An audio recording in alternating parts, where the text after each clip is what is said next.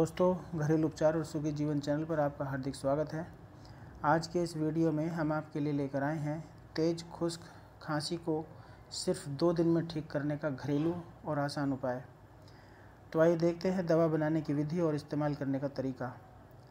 5 तुलसी के पत्ते लें और 5 काली मिर्च के दाने, 5 नग काले मुनक्के, 6 ग्राम गेहूं के आटे की चोकर, 6 ग्राम मुलैठी और 3 ग्राम बनफशा के फूल।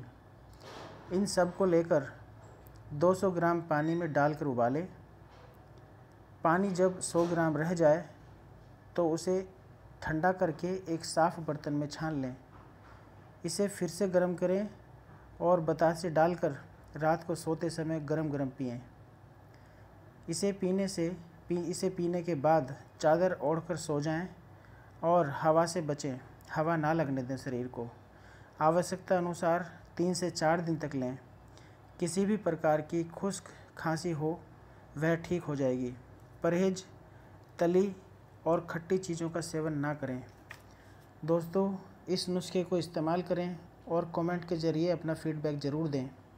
हमारा यह वीडियो यदि आपको अच्छा लगा हो तो सब्सक्राइब करें, लाइक करें और अपने फ्रेंड्स और रिलेटिव्स के साथ भी शेयर करें ताकि इन नुस्खों का फ़ायदा उन सबको भी मिल सके।